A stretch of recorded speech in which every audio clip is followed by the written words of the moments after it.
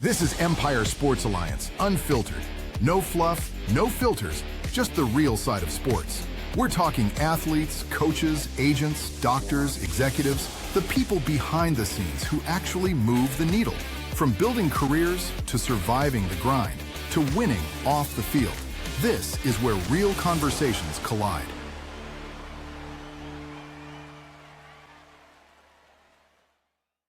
Welcome to another episode of Empire Sports Alliance Unfiltered. I'm Ronnie, I'm the wealth guy. Got my co-host here with Eric. Hey everyone, Eric, sports medicine concierge for you. All right, and today we got a guest, Jay. He was a major league pitcher for several years. Welcome to the show, Jay. Hey, thanks for having me. Glad to be here. Thanks, Ronnie. Thanks, Eric. Yeah, thanks for coming. Yeah. So we normally start out with, and I said this pretty much every time, but we start out with like kind of having you talk a little bit about your journey in terms of that's kind of the normal way we start the discussion. Just kind of get an understanding in terms of like, hey, how did you get started? When did you start playing baseball, etc.? What was the entire journey going through school into the pros, etc.? And now certainly what you do now. So with that, I'll turn it over to you, Jay.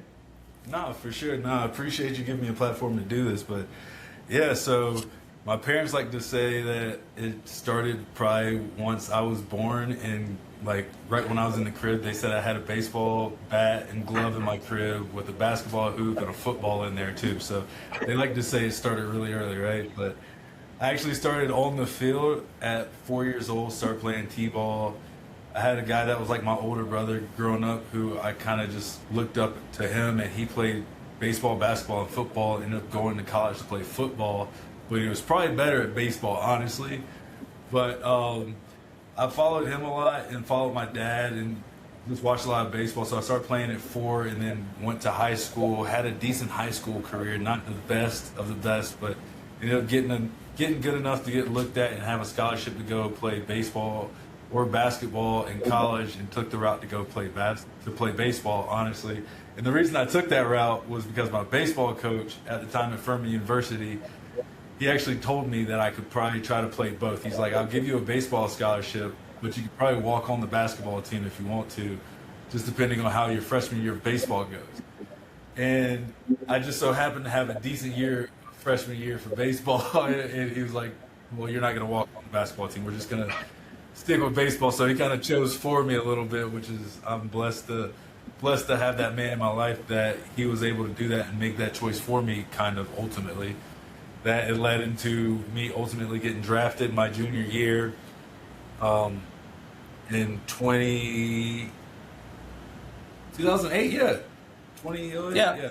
By the Cubs, right? You got drafted by the Cubs? It's been so long, I keep forgetting which year it is. It throws myself off sometimes, but ended up getting drafted, go play for the Cubs for a while.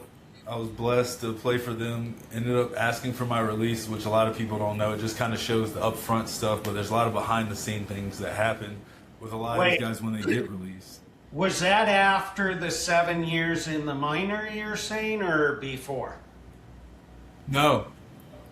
So I went into spring training one year. I think it was 2013. I went into spring training with the Cubs, and had been in AAA for about 3 years at this time, and they had went in new front office, which happens a lot of times, and they had told me that they wanted me to kind of go back to AA, which I hadn't been in AA in a while. Until I talked to my agent, talked to my family, talked to some of the coaches there, and they just were like, hey, a fresh start might be good, but going to AA is not too bad.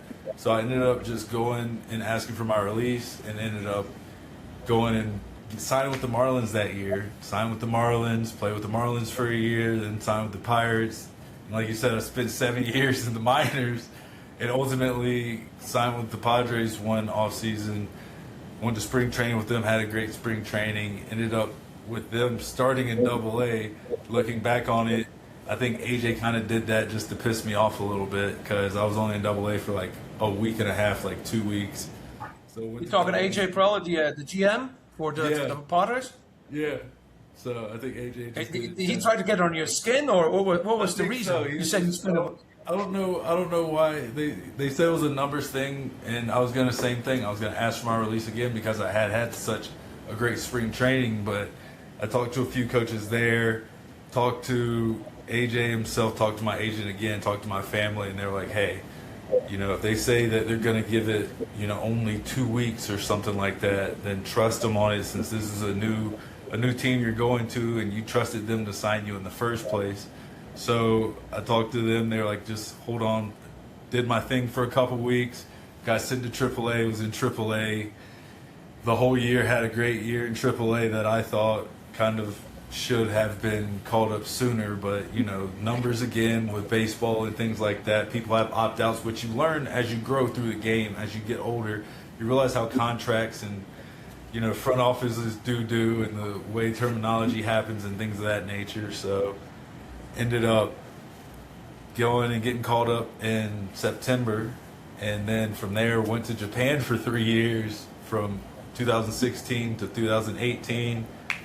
Came back after that, but luckily in Japan, also I'll say this, we won 3 championships. We won 3 league championships in Japan while I was there, so I was blessed enough to be on a lot of The season is a lot shorter there, right? Yeah, seasons are a lot shorter, yeah. But No, they're not a lot shorter. They're only a few. We play over there. We play 144 games, and over here we play at 162. But the spring training's longer over there as well. Spring training's 2 months long, and you're playing the first month. Like, you'll have 2 or 3 weeks of just straight training, and then you'll have your inter squad game kind of things like we do here between each other's teams. But then the second month, you actually go to your home stadiums, and then you'll play like pretty much preseason games against everybody anyway for like a month, and then regular season starts. But baseball is really big over there also. Like, I got a guy who's playing in Mexico right now, and it's like they barely have fans coming out a lot of times. So I know there's a big difference between Japan and Mexico. Yeah, 100%. There's a huge difference with the fans, I would say, in that regard, except for when you get to the playoffs in Mexico, the fans start turning out a little bit more. But Right. yeah, 100%. In Japan, baseball is the biggest sport, I would say, in the whole country besides sumo wrestling. Sumo is the national pastime. But Hey, Ron, go get in on that. No, yeah, no, no. Trust me. No, thanks. That's funny. But baseball is second, so it's packed like every game. It's so much fun. All the fans are always there. So I go to Japan for 3 years, play for the Hiroshima Carp, come back from there, sign with the Milwaukee Brewers. I'm with the Brewers for a year, and then COVID hits, but I'm in Japan for COVID for part of the year, and then come home and play for the Reds at the alt site for part of the year. Then the year after COVID, I signed with the Giants, and then from the Giants, I go to the Atlanta Braves, from the Braves to the Blue Jays to the Twins, and that was it. So, yeah, long span. Let's go through it, Jay. Or Tell us the teams you didn't play for. It's probably less, right? But that must be interesting in terms of, like, you know, being, again, having the experience, you know, playing again overseas and here and in so many different markets, right? You know, talk about Milwaukee, talk about, you know, San Francisco. What kind of stuck out to you? Do you see a lot of difference or big differences between the different, like, franchises and stuff in terms of the way they handle things, the way the people are, and all that stuff? I think you see just with different cultures of teams. Yeah. Like, you see it with the Dodgers, how they, like, people complain about the Dodgers all the time now, right? But you see the culture they've built where guys want to go there. It's not just that you're going there just to get paid. It's literally these free agents want to go there because, one, they know they're going to play quality baseball, which people really, really sleep on, is that they have a lot of baseball people that are there, that are helping, that are running that program too.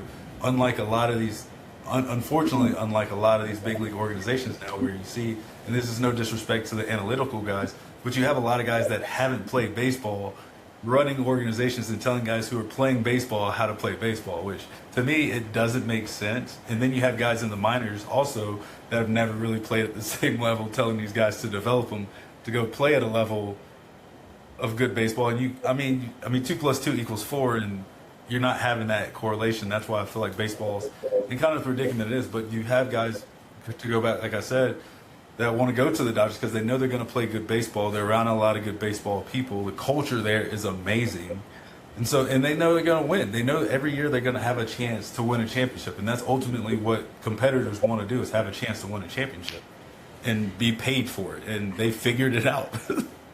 It's actually very true. And then you look at how they take care of the teams. I mean, I was with the Dodgers 5 years, and it's like, it's the bond and all that stuff. You feel it for sure. But now I'm working with guys on multiple teams, and it's like, I'm not going to say the organization, but there's an organization that is always last.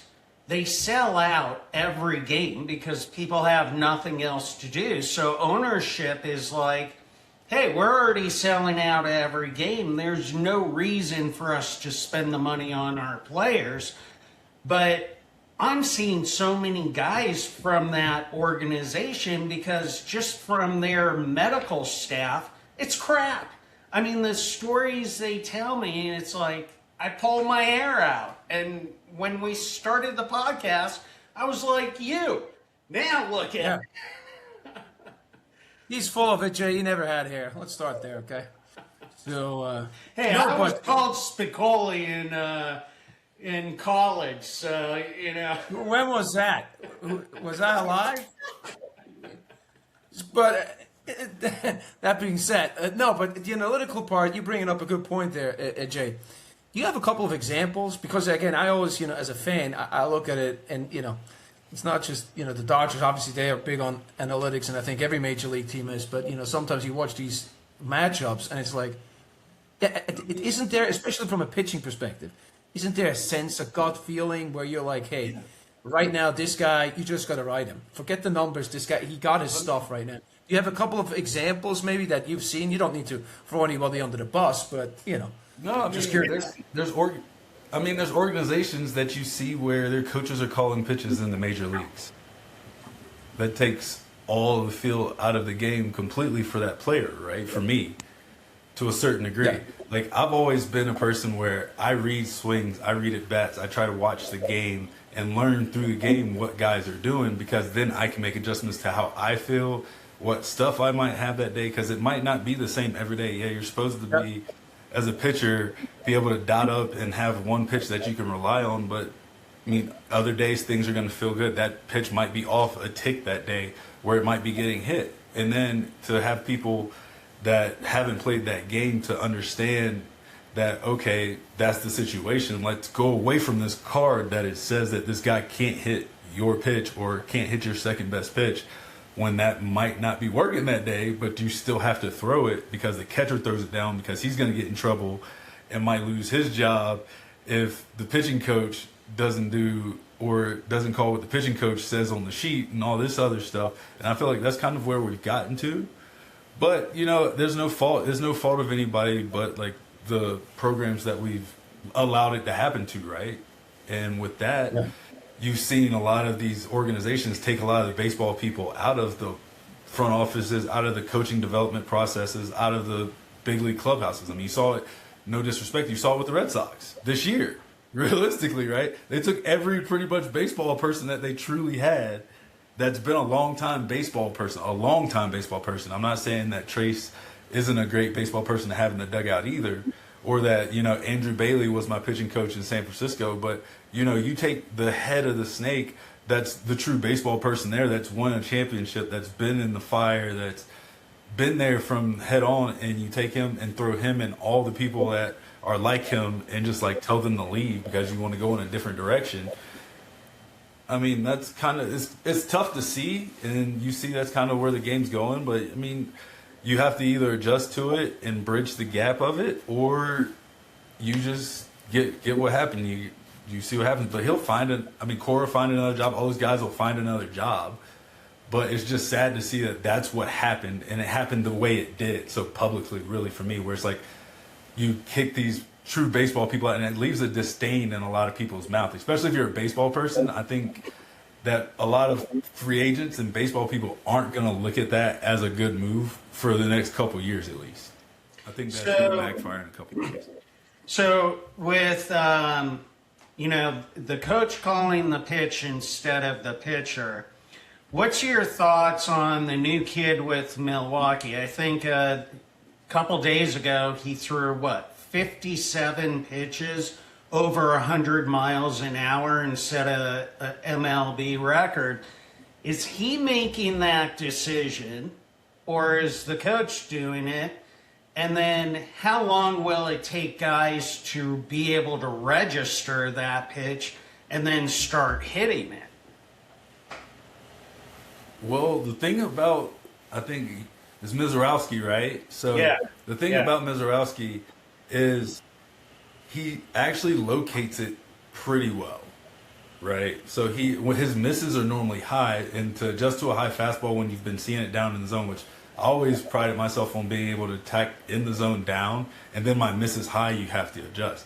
And I feel like his misses when he's out of the zone high, they're so hard to adjust to, and the timing of it, you can make his fastball literally 2 or 3 different pitches at any point in time. So for hitters to adjust, I think it's going to take a while, especially when he has the off-speed stuff that he does too. But I think as long as he stays more fastball dominant, I think he's going to have a longer career for me, because then he knows how to pitch off his fastball more. I think a lot of times we have guys, and I fell into that trap too later in my career, where I started being more slider heavy, throwing more sliders, and you lose sight of like, okay, I need to get ahead with these pitches. If I lose feel of this pitch, I still need to be able to throw a fastball here. But I feel like he's going to be fine. I think him and his catcher have a good working relationship up there, and I know the pitching coach up there because he was my pitching coach when I was with the Brewers too, and they do a very good job of developing pitchers and believing in, fastball command and making sure that you can spot. You saw it with Freddie Peralta before they let Freddie walk, right? Most of the pitchers that are on their staff and the development of their staffs that they have are fastball dominant pitchers that locate their fastball. I was there when Corbin Burns wasn't Corbin Burns at first, and I saw the adjustments that he made and the growth that he made, and the main thing that he did was locate his fastball. Like, that was the difference between Corbin Burns when I was with Milwaukee in 2019 and Corbin Burns in 2020, 2021, 2022. You see what I'm saying? When he started winning Cy Youngs, is he started locating his fastball realistically. The development of him being able to locate his fastball, they do a great job of that. And I think that even with analytics, the hardest pitch to hit is a well-located fastball, especially if you don't know it's coming. Even, you see it all the time with 2-0, 3-1 counts, right? A guy will throw a fastball right down the middle and miss it, and a guy will throw a fastball on the outer edge and just completely be baffled by what's going on. You see it all the time with guys taking strikes now. You see more called strikes for fastballs, I think, with the ABS, with fastballs being called strikes, because guys are missing those fastballs on the outer third than the pitches that are moving as much as they normally do, because your eye can adjust and see them okay, ball's off the plate, really, right? Do you like the ABS? I wasn't a fan of it at first. I think the way they're being used with it right now, and I feel like the way the guys are using it, I feel like it's being used correctly. That's the one thing I can say. They had time to kind of figure out how to use it. I don't think that all the rules that have been changed over the years have benefited pitchers in any way, shape, or form. And I don't think that was the point of the game anyway. But, I'm glad that the guys have been able to adjust. I got to participate through the whole, phase of going through that adjustment of implementing, the ABS, implementing the pitch clock, and all the stuff that they've done so far. So going from the old style to the new in that whole span, since, like I said, 17 years it was most of my life. So, it is crazy to see how much baseball has done over that time. And some will say that the old guys don't want it to change, but I don't think it's not changing. I think it's taking the essence of the game away. I think we kind of dumbed down the game to a certain degree when we start putting so many changes into it that allows the analytics to come in and then kind of dictate the outcomes, instead of it being, okay, let me use my mind, let me see what this guy's done for the past 3 at bats, let me know that he might be a little slower today and I might be able to beat him with a fastball here later in this game, in this at bat, instead of having, okay, you can't shift here, you can't shift there, the bases are bigger now, you have to pitch in between this time, you can only pick over 2 or 3 times. Like, that was the whole cat and mouse of baseball in the first place. It was the chess, not the checkers of it. Right. Now, let me ask you, you mentioned it from a baseball perspective and from a pitcher's perspective. You would say for a young pitcher today, work on your fastball, obviously speed being one thing, but then also the location of that before you start mixing in other pitches, and then basically increasing them by having a great fastball. Your slider is going to be more efficient, your curveball, whatnot. Is that what I'm hearing from you, Jay? 100%. That's what I taught all my guys, and I teach all my guys to this day, and that's what I kind of live by, and that I'll probably die on my hill with, is honestly command over stuff for me. Yeah. For me, it's quality over quantity. If I throw 10 pitches at 100, whoop-de-doo. But if 7 of those are not in the zone, then it doesn't do me any good. That's almost 2 walks. Hopefully these guys chase them. But if I have a guy that throws me, 7 out of 10 strikes, and he can mix his pitches and knows where it's going, I have a better chance of getting out of that inning in those 10 pitches, honestly, and that's going to give us a better chance to win a game. I mean, I feel like realistically, that's why our team had as much success in the league, that I was actually proud to be a coach of last year, because I didn't even say, what I did after I'm done playing, because my career got so long, right? But, I got asked to coach last year as, a recently retiree, and our team actually ended up winning the championship of the league I coached in, and we had one of the top 2 pitching staffs in both halves of the year. And what was different about the team I coached with was, in the MLB draft league, is your first half you have one set of guys, in the second half you have a whole completely different set of guys, like realistically. So you pretty much have 2 separate teams. And so the fact that we were able to stay that consistent, I think, was a testament to the guys listening to me, following kind of what I was trying to teach them and believing in it, and then executing it on the field. And, it ended with guys getting rings and us holding a banner at the end of the year. But that's one thing I can say that truly is one thing I'll say is quality over quantity, and location over stuff, for sure. When so I remember hanging out with Steve Yeager, and obviously Steve's old school, much older than you and stuff, and he was always bitching about the new catchers, how they're being told how to do things differently, and they can't paint the plate anymore, and this and that. From a pitcher standpoint, how does it affect you one way or another? What type of catcher do you prefer to pitch to? Well, now with how the ABS is, it's kind of taking that essence out of the game too. Yeah. Right? It's taking that art that catchers used to have to be able to steal a strike out of the game, where you had guys that would be able to frame balls, catch balls off the plate, make it look like a strike, steal strikes when you really needed them. Like, one of the best catchers that was great at doing that is Buster Posey, right? Yeah. You saw Buster do it so many times. Just strike and walk off. Like, that was Buster's technique, right? Like, it was perfect. It worked 9 out of 10 times. But that takes that essence away. I think it takes that art of catching away, and I think a lot of old school catchers are a little upset about that, because now you don't get to truly run a game, because the box tells you what a strike is and what it's not. So if you steal a good strike, and the batter and the catcher, the batter thinks it's a ball regardless, then he's going to tap his head and be like, okay. But you see guys using these calls with the ABS strategically too. So you get some calls that guys should have called and probably tapped their head on, but are questionable about. But I think that the art of that part of the game has kind of gotten away from it a little bit, but we'll see what happens. What do you miss most about the game? I think just the camaraderie, the locker room, being able to be with the boys every day and just be able to go out and compete with the guys every day. I think that's the biggest thing I miss about it, and the travel, obviously, because you got to see so many different places in the country and just be able to do it for a living. You got to go have fun and just be with the guys out in the sun playing baseball. I think that's the thing I miss about it the most. But, you know, you try to find the next thing after that, right, to kind of be that next group of guys that you can be competitive with. I like to play golf still, so I try to go play as much as I can, and then I have the guys I kind of work with too, with the company that I started and the program that I started to help, you know, the next generation of baseball players.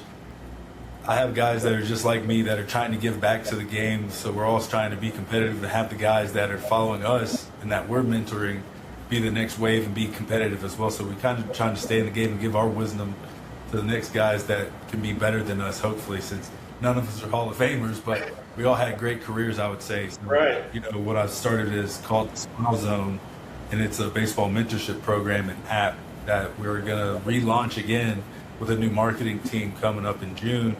And it's pretty much a community of guys and support and positive-minded guys that, you know, a community that can build around each other to support each other through their baseball journeys or life journeys, realistically. So you have that, and then what sets us apart from everything else is you get to actually call and have a mentor that you can talk to for an hour a month.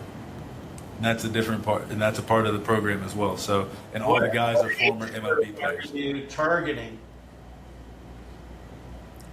We're targeting the ages from, like, realistically 10, because of the curriculum that I've built into the community. I've built an actual 48-week curriculum as well, a year-long curriculum that's based off of the book that I wrote.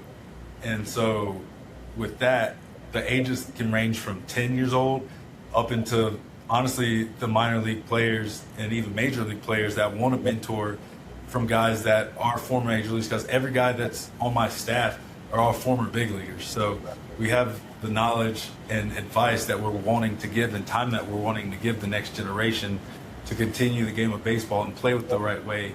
Because just like we were talking about earlier, it's no disrespect to the guys that are coaching the game now, but 80% of them now, it seems like, have never played at a high level, right? Right. So we're trying to bridge that gap. We're giving you the baseball IQ you're hearing from us. You're getting the support system from guys that have done it before to know, like, okay, don't question what they're saying, but attack it from another way. And if there's a problem, they can come talk to us, because then you have the support of not only us, but former big leaguers, the community that's backing you as well, your parents and everything else. So it's not just the player himself just trying to go be like, no, I don't agree with what you're telling me to do. It's, hey, this is what we think is best for you, because we're looking out for the development of you as a player, as a person, because the 48-week program that I created for this is based off of just mental mindset cues for each week. Like, know your worth, know your why, being grateful, being resilient, you know, knowing one pitch focus, things of that nature. So it's just creating a whole better person, not just a better ball player. So I'm curious then, from the medical side, you played basketball and baseball up to college, basically. And, you know, I know just from who I've worked with, but we've talked to a number of current and ex-athletes who have all done multi-sports. Parents a lot of times these days are moving away from it, and we're seeing a number of injuries and everything. Do you promote in your program, like, hey, take a week and go do this? And, you know, we know kids need off 3 months a year, not at one time, obviously, but are they getting a week off here, 2 weeks there, 3 days, whatever? Yeah, 100%. That's, each coach knows the struggles of going through a season, and each coach, I believe, played multiple sports during high school.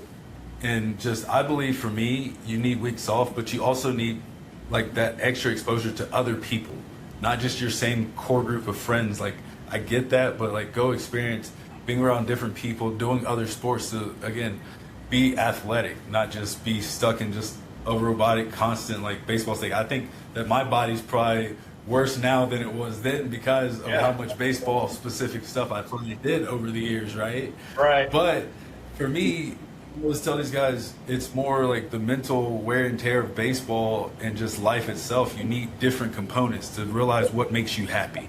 Like the whole point of my book that I wrote was just find your happiness, find your joy. Like I play baseball because that's what made me happy, right? I want everybody, and the whole point of my program is to make sure you're finding what makes you happy. If baseball makes you happy, enjoy it, love it, live it, but have the foundation to be the best person you can be first and find what makes you happy. And we do that through baseball. That's kind of what that's what our calling was because of all the players I have, right? That's our calling. But realistically, the book and the curriculum itself can be applied to just anybody, to any athlete, to any person. Right. It's just a matter of, it's baseball specific, the curriculum is, but the book's not. But the curriculum is baseball specific in the app because we're all baseball players. But we're going to expand that eventually to other sports once I get the mentors for other sports to come join me as well. We're in the process of talking to some football players and some tennis players right now. Very cool. Jay, we talked a lot in terms of like what changed, et cetera, with like analytics obviously being one of them, but just kind of to tag on what you talked about before the break in terms of preparation, right? And obviously with Eric, with your background, can you elaborate a little bit more what you've seen in terms of changes from a nutritional perspective, then from a perspective in terms of getting your body right and all that stuff? I think we've advanced a lot in terms of what once was. What was your experience on that end? My experience on that end, we were talking a little bit before we got on here, is, what guys are having access to now is like what the number 1, number 2 draft picks in most of these sports are the wealthier families or the guys who had a lot of connections were able to have access to at the time I was playing, when I was first playing, right? So that's why you saw those guys kind of stay longer. Again, saw those guys be first-round picks. Their bodies just didn't break down. You were wondering why these guys were Superman all the time. But it's because, like, the nutrition and stuff that they were getting, right? But now it's accessible to everybody. So it's actually, a great benefit to these guys. And they're so much more disciplined and on top of everything now compared to everything that they were before. Like, you have chiropractors at the stadiums. You have masseuses at the stadium all the time. You have nutritionists and dietitians for the minor leagues compared to like before, where at certain points we were literally just eating PB&Js and fruit and celery, before games. So it's amazing to see the transition of how it's evolved over the years, and I'm grateful for that because I think the athletes are better for that. But I think that we can over prepare with like the scouting reports and stuff, parts of it, and the analytical part of it. I think we can over prepare in that aspect of it. But I think as far as like the nutrition, the diets, the exercise that we're doing, I think that's like seeing that grow has been unbelievable, and I'm so appreciative. Yeah, it's what? Go on. No, please go ahead. No, I mean, look, everything has changed, but still, what a lot of people don't realize, when you're with a minor league team, you're getting the bottom of the bottom, basically. You don't always get all that stuff, and it's hard. I mean, look, from a financial standpoint, I don't know what it was when you played, but guys in the minor league right now, what do they get? $3,500 a month to play. Yes, they have health insurance. Yes, they get 2 meals a day. Housing is covered and stuff like that, but they're not making a ton of money to be able to do all this other stuff. And I'm sure when you played, it was like $1,500 or $2,000 a month or something for the minor leagues, right? Yeah, that's actually, you're right. So when I got drafted, I think I can find my old contract, hopefully. That would be awesome. But I think to get to AAA when I did, my first year in AAA, I was making, I think like either $1,200 or $1,600 a month, and that was pre-tax. And then my second year, in my third year, I think I started making like $1,000 a paycheck or something like that, or $1,000 like a month or something like that, like after tax. And I was like so happy at that time. But yeah, no, But they also get the housing and stuff paid for now too. Like depending on how much the guys are making. Obviously, as a free agent, you make more. As a minor league free agent, you make more. So that's obviously a blessing too that I got to be able to do that. But you get your housing paid for too. Where when I was coming up, we didn't get our housing paid for. So guys were making like I said, like $1,200 to $1,500 a month, $1,800 a month, and you had to find housing. You were paying for everything, getting taxed. A lot of guys had families, so it was a lot. Yeah, It was a different grind then. So, talking about money, then, what's your thought on the lockout at the end of this season? And do you have a cap? Do you not have a cap? And is this thing going to go for a year? Are we going to lose all next season baseball because of this lockout now? I think we're definitely going to have a lockout. I think it's like a 99% chance that we do, honestly, just because number one is the cap. You can't have a cap. I think we should have a ceiling more than, not a ceiling. We should have a floor more than we should have a cap or a ceiling. Just because you see, like you said, some of the teams don't take it serious. Like, realistically. You see. So you're basically saying, so you want to make sure that the Pirates have to pay up, let's just say, to a certain level. Yeah, it just has, I feel like teams have to be, like, invested in the product that they're putting out there. And I feel like we're getting better. We're getting to that point. I feel like with what we accomplished in the last CBA is going in the right direction. But I think there's still some things that we can do, and I think there's some things that, the owners can do, and I think there's some things that, on a development side that the product that the baseball players are putting out there we should be able to do too. And I think it's kind of a correlation. I think the owners are kind of making baseball and the numbers of what they are right now to make the product is getting better by the highlight fact and the fandom fact, but the product of like the actual baseball numbers fact of it is not as good, or the quality is not as good as it used to be, in my eyes. And you see it and I think that's more from the baseball IQ aspect of it, and that's from the development and the people behind the development of it. And that's, like I said, that's kind of where I'm trying to intersect and be that bridge to not interfere with those guys and like take their jobs away and have an ego about it. Because the worst thing that I think we can do as just those coaches and coaches in general is have an ego, right? And I feel like with the guys that are coaching these kids now in the development that are in the organizations, they have egos. And I can see why, because they're coaching and telling guys that are doing something that they've never done in their life how to do it. Yeah. And there's a certain level of jealousy and envy of that at all times, realistically. Like, so like if I've never done it, I teach you how to do it my way.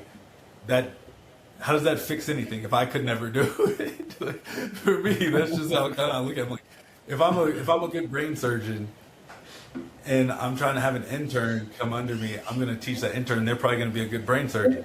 But if I'm not, and I'm teaching just a random Joe Smo on the street to be a brain surgeon, and I went through like 2 years of med school and I didn't finish, then he's only going to know how to do so much of the brain surgery, regardless. It might not be the best. Like, I'm just saying. Okay, then let me ask you this. If you're pushing for, let's say, older retired guys to stay in the game and coach and everything, but at the same time, the game has changed so much from when they've left, they may, if they're teaching this over here, but the game's over here now, how does that correlate and work? Are they really doing a good job coaching anymore, or are they too old school? I think that's why you have the marriage of it, right? There has to be a compromise on both sides. You can use the analytics and the data, and you can use the old school way to get, because we're talking about guys are batting 220, 230, right, and getting paid hundreds of millions of dollars at a certain point. That would have never happened like 10, 15 years ago. I just don't feel like, for me personally, I think that's why I think the older players are kind of upset. It's not that I feel like they're teaching anything different than what baseball is now than what baseball is then. It's more of okay, how do we use these analytics, and having somebody that can teach these analytics instead of pushing the old guys out and just instilling all analytics is, okay, use these guys and use the analytics to have that guy as their assistant or somebody that's there helping them like they used to be anyway. We always had the stats, but now it's just we have more stats. So just incorporate those stats. So have somebody sitting beside the guy, have somebody with like, hey, in this situation, this is blah, blah, blah. Then you can have the manager or the pitching coach or whoever else might be, or even if that person's on the staff and knows both sides of it because they studied both sides of it and they've seen both sides of it, like me, myself. Like I said, I've seen the whole like evolution of baseball. So I know all the old stuff right now from a certain degree, and I know all the new analytical stuff that guys are going through. And plus, I coached last year, so I got to see what they're doing too. Anyway, and like I said, So on that note, Jay, just wondering, sorry not to interrupt, but in terms of like, from a hitter's perspective, if you look at the analytics, right, and everybody wants to run analytics, the fact of the matter is, strikeouts are way up, right? In terms of you have a bunch of guys that really they swing a lot and they miss, right? So how is that better in terms of, like, I understand because you see that shift, right? Analytical, strikeouts are out. These are guys that are now not on base. Now you have an out. So to me, in the long run, that's not a positive, in terms of like, what is their argument to use more of it? But then you see there's clear, issues in terms of, again, I just think about, the strikeouts especially for guys.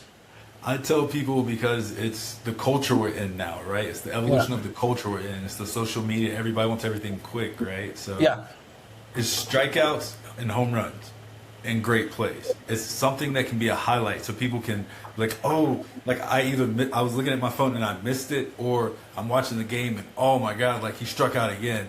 Like it's got to be something that brings up the endorphins in people, where baseball has always been a game of realistically chess. It's not, like I said, it's not the checkers moves. It's not football where somebody's getting hit every play. It's not basketball where somebody's scoring necessarily every play. It's literally, how am I getting to this position to score? So you have to know and not necessarily understand the game, but just sit there and know enough to be like, okay, this is how hard it is. Like, go try to field a ground ball yourself. That's a 90-mile-per-hour ground ball coming at you. Okay, see how hard it is that this man's making this play and then having to throw or go through, 15 throws into a net yourself and see how your arm feels. Like, just different things. Is understanding that the game and the expertise behind it and how they get to these things is what matters. And then it's, the old school way, but using analytics and playing kind of old baseball.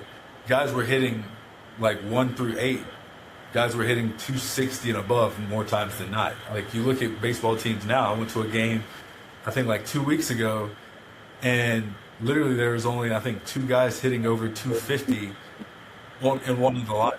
And I was just like, this can't be a big league lineup. Like, me and the guy that was sitting beside me, and he's like, yeah, like, but he's like, actually look at both teams. Like, on both teams, there wasn't enough guys on both teams to fill up one lineup of guys that were hitting above 250. Like, that's crazy to think about, right? But it's, like I said, I think it's more of the culture, because the pushback is, okay, well, fans are enjoying the game, we're making money, so what we're doing is working. And yes, it is working, because the fans, like I said, the fans are enjoying it, because it's a strikeout, it's a home run, or it's, some amazing play that they can just highlight, so fans are like, oh, like something happened, instead of it just being like, okay, well, this guy got a hit, it's 2-2, this guy needs to make this pitch to possibly get a double play. If he doesn't get the double play, he doesn't need the strikeout. Like, the strikeout's not amazing, but it is. So. Well, again, the point that both of you guys made earlier, if you look at the game itself, they're making money. Those corporations, which really what these ball clubs are, they're making money. They're making a lot. Yes. I mean, think about how much these baseball teams are worth now, right? Yeah. Oh yeah, the Padres just sold what was $4 billion, $5 billion. Yeah. The Rays are trying to sell for what, like $2 billion or something like that. The A's they're trying to build a new stadium and all this stuff. Like, they're making money somehow, some way, and I think that's one of the big things too, is the revenue sharing for these teams, right? Because some of these teams don't have an incentive to really do anything more because of the money that they're truly getting back on the back end. So they can just be like, okay, we're still profiting, but we're not profiting. Well, it's the TV deals, it's sales, it's all that now. It's totally changed. What do you see from a player's perspective? I obviously, I'm on the wealth management side, so I, work with athletes, from a perspective of planning, etc. What do you see, looking back at the guys you played with and all that stuff? Obviously, some of them making, quite a lot of money. How prepared are they? What's your take in terms of when you have conversations? I think baseball is one of those sports where you have access to the guys that you see, like you said, that make a lot of money. So Yeah. you see what they're doing, and more times than not, if you're in the baseball family, people are generous and they're going to tell you what's going on. They're going to let you reach out to other people, and they connect you with the right people a lot of times. So I think guys are prepared, and I think guys have been prepared for a while. I think with the last CBA, they told guys to prepare then too.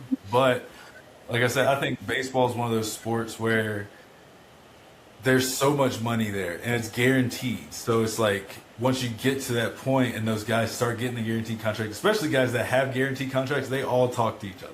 So they all know each other. Every time you see them out, they're all the ones eating together at the same table. It's always levels to it. It's like, okay, this guy's in the $20 to $25 million range, that they're at this table together where they know each other. And then this is the $40 million guys. This is the 1, 2, 3. Like we understand the hierarchy. The hierarchies? It's always hierarchy, but we all we respect each other and we all intermingle and we know each other and we understand that we're all part of the same family. Like that's the best thing about baseball that I can say, because it's so diverse that you have so many guys that have made so much money. So everybody from every origin is sitting at every table. So. Right. And they're all intermingling with their hometown people a lot of times from everywhere else. So it's a lot of love going on. So I think guys are prepared. And that's, I think, what they want to see with this next deal is that everybody's being fair and that everybody's just going to be taken care of. And I think that's going to happen ultimately. But do you think it'll last a whole season?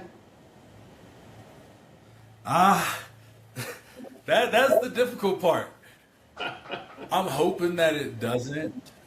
I think there's a slim chance that it does, but I think there's going to be alternatives that pop up over that span of time. And I'm hoping that I can be a resource for a few of them. I've already been in the talks with a few places that if something does happen, there's going to be a lot more training facilities that are going to be popping up, obviously, in places where people can play and things of that nature. Why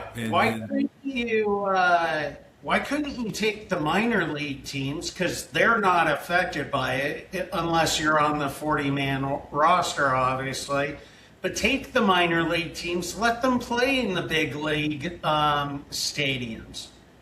Try to at least put a game in them, sell some popcorn and beer and hot dogs. Because I think the level of competition won't be the same, one, and the fans will know it, one. Well, and two, with the minor leagues, and I'm not going to say that the guys, because you can put a team together from each organization, especially in AAA free agencies, and guys that might want to cross too, but I think a lot of times that comes down to, okay, if a team tells you to go play, are you going to cross though?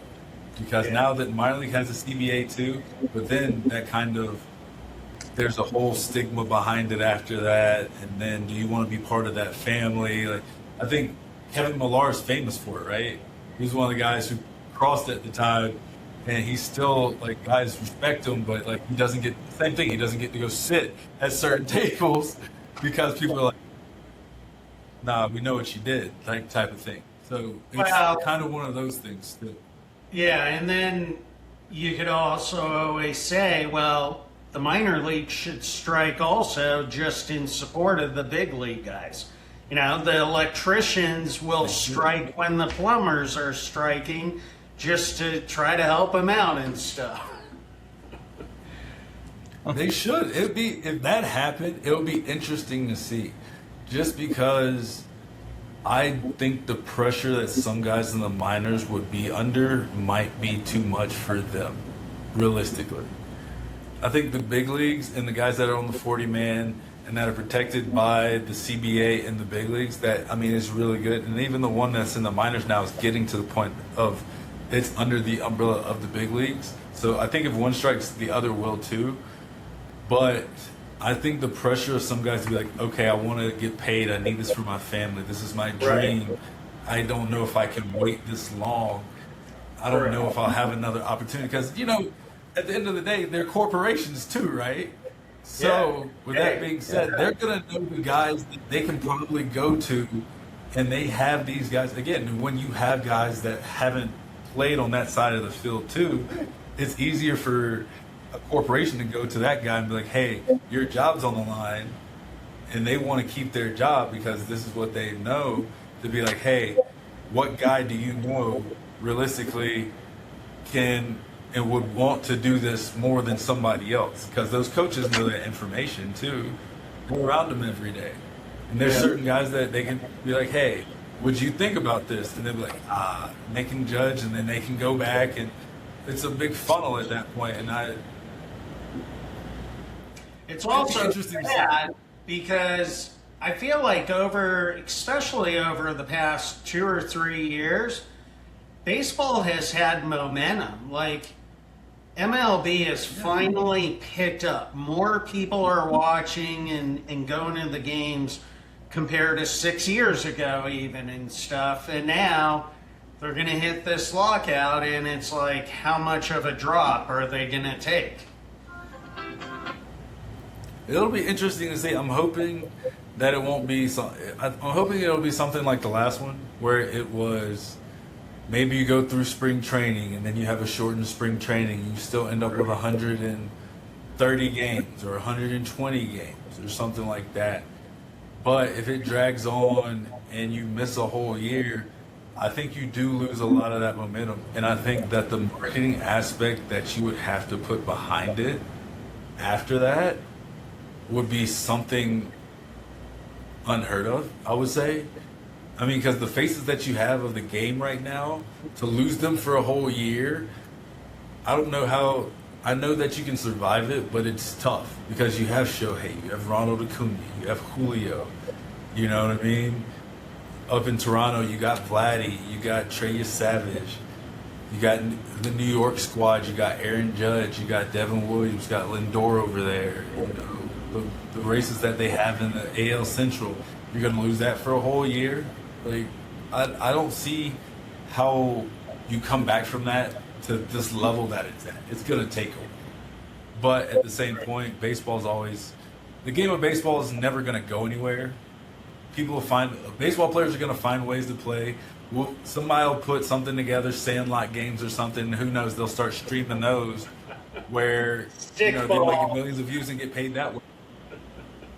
That could be something, but I think with the rules that baseball has, I don't know if it's technically a monopoly. I don't want to say that because you have the independent leagues and stuff like that. I don't know if you can stream, certain things without it going through certain legalities or something like that. That would be kind of cool to have a Sandlot series during the lockout. Would be cool. Perfect Game could put something together and do that whole thing, Hey, Jay, you were talking about the obviously the lunchroom already, the camaraderie and all this stuff. How about you share some crazy stories, clubhouse stories that people don't know of for the fans and stuff? I mean, they are out there, so go ahead, man. I don't know if there's any I can really share that can go out there. I mean, I probably not want to mention names, but I'm just thinking there's hey. none that can really go out there, but just kind of like, I think the biggest ones are like kind of the fights that you hear about and you don't hear about, right? Oh, amongst each other, teammates? And there's fights that you don't hear about that you know about, that you see that something's off. Kind of like when Draymond and Jordan Poole kind of got into it, right? Yeah. I was in a situation one year where one guy was supposed to go to the big leagues, ended up getting in a fight with another guy, and didn't particularly win this fight, and ended up not going to the big leagues because of it, because he got injured. They both got injured, but one got injured to the point where he couldn't go to the big leagues when he was supposed to. But I tell people, when these things happen, you're together so long during the year. You're a family, you're a brotherhood, and you're around testosterone and freaking brothers that are competitive every day. There's bound to have something happen. You have to have a mediator at some point, and if the mediators aren't there, you normally have 1 or 2 guys on every team. He'll tell you that he's been in locker rooms where you normally have 1 or 2 guys that are like, yo, chill out. Like, get somebody over here, fix it, blah. But when those guys aren't around, veteran guys that calm it down. I mean, we had these guys, and the gas is there, and you see it happen, and you're just like too late, and like something happens. Like, I've seen fights happen almost every year I've played baseball, but none to the point where, like I said, this was the one time where I saw it where it was like, this guy missed the chance to go to the big leagues because of a fight with a teammate. Like, that was nuts. What was your biggest, memory, feel good thing that you remember most? There's a few, but I got to shout out my fiance and the doctors here in Utah, in Ogden, because the most memorable thing was when I was with the Blue Jays in 2023, I didn't pitch one night, and I was wondering why I didn't pitch. Come to find out, we went into extra innings. I still didn't pitch the whole time. Game ended really late. Fiance's in the hospital with our son. Like, she had been in the hospital. They were trying to hold off on her pregnancy. Get a phone call that I'm going to the big leagues the next morning. So, and they had a doubleheader, and we were playing against the White Sox, and I think I was in Rochester, New York. So I was like, okay, I'm going. Okay, call her, tell everybody, like, okay, cool, blah, blah. Next thing I know, I get a call at 2:45, 3 o'clock in the morning, saying that she's going into labor and that she was going to have the baby, like, at that point because they couldn't hold him anymore. And this is, like I say, this was at him being at 24 weeks, too. So he was a micro preemie. He didn't make it to full term, obviously, but he was at 24 weeks. So I'm there at 3 o'clock in the morning not knowing what to do necessarily, try to figure it out. I'm getting phone calls from I call the organization right when it happens, let them know, tell the trainers, and they're like, okay, well, what are you going to do? And I'm like, well, the doctor told me to go pitch and then come after, so I'm going to go pitch and then go after. And so I try to go to sleep, not knowing what's really going on, get in the cab and everything, make it to the plane. I'm getting blown up the whole morning from like 4 o'clock in the morning, like an hour and a half later, till the time I make it to the stadium in Chicago, of if I want to pitch in this game or not. I was like, you guys, like, I get that you're concerned, but I'm here. Like, I said I want to pitch. Like, you can let me get some rest at least. And the worst part about that day, I don't think it was the worst part, but the best part, I didn't pitch in the first game. So I could have pitched in the first game and probably made it back to Utah. But I didn't pitch in the first game either, right? So I didn't pitch in the first game, pitched in the second game. I ended up getting the win. I actually have the photo up there right now of the lineup card from that game against the White Sox on, July 6th. So went, pitched in the game, and then made it to the hospital the day after. So I think that was probably my most memorable moment of playing baseball, especially in the States. Wow. Had a few in Japan as well, but that was definitely probably the most memorable one here. That's cool. That's awesome. I got 2 follow-up questions for you. One is, kind of, who is the toughest hitter you ever faced? And then the second one, that's my favorite, were you a trash talker? Toughest hit, I'd say one guy that always gave me problems, and he's not a tough hitter for a lot of people, but he was for me, was Ramil Tapia. It's not a big name. I've given up home runs to a lot of other guys, but they weren't tough hitters to me. I've struck them out too at the same point. I've gotten them out more times than they hit home runs. So, but Ramil Tapia, for some reason, I couldn't get him out. For some reason, I don't know why. He was just like a little pest. Like, he hit a home run off me, hit a double off me. Whatever I threw up there, he seemed to get a bat on somehow. So that was my toughest hitter, I would say. And then, did you ever chirp at these guys? It's like, I think the younger me did a few times. The younger me, I had a couple instances. I think the unwritten rules of baseball, you kind of get under people's skin a little bit. You talk a little trash, especially when I'm in the dugout between starts. When I was younger, I would. Okay. But then when I was on the mound, I would talk a little bit. I didn't talk by like mouthing stuff. I was more like facial expressions, smiles, smirks, laughing, like stuff like that. Like I would trip every now and then. I think the only one real time I really did was I saw a guy getting signs from second base when I was in the minors. All right, Jay, we're getting to the end of, obviously the episode here. Certainly appreciate the time. But before we go, we have Eric do our, what we call the walk-off 10. Eric, floor is yours, please. All right.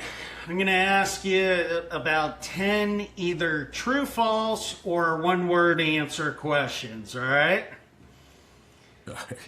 All right. One word. Best pitch when absolutely nothing feels right. Fastball. Okay. True, false. You've intentionally looked terrifying during warm-ups. True. young me, but true. Older me, no. But young me, yes. All right. The weirdest thing you've used as a lucky charm. Oh my God. Lucky. Weirdest thing. Weirdest? Well, come on. I know how superstitious I know, that's baseball what I'm saying. players are. Trust The me, I know pitchers are what I'm even trying to worse. That's what I'm saying. I know the things that I had. So I'm trying to think of like what's like not the weirdest, but my favorite I'd say was I had a 3-star Dragon Ball. Like a bouncy ball. 3-star dragon like bouncy ball, like from Dragon Ball Z.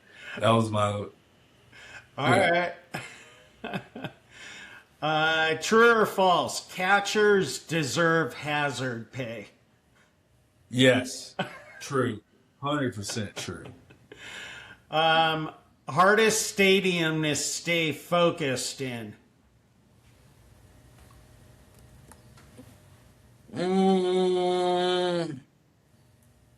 San Diego. Really? That's like a great stadium, but yeah. Oh, yeah, it is. Yeah. True And or all the false? other stuff. Huh? All the other stuff.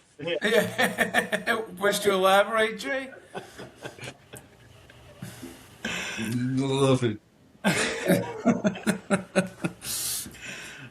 True or false? You've ever forgotten the count mid at bat? True. True. 100% true. Okay. Most dangerous dugout snack. Oh, for me personally, I think it is barbecue sunflower seeds. Oh. Those are good. Yep. The ranch Those or ones are pistachios? good also. Those or pistachios. When they have pistachios, oh, crush them. All right. True or false? A mound visit has ever made things worse. True. Okay. 100% true. The analytic guy coming to the mount, telling you to do something that he's never done before. That's happened a few times, and I was just like, all right, thanks. Yeah, get out of here. Go sit down. One word, the emotion right before first pitch. Excitement. Okay.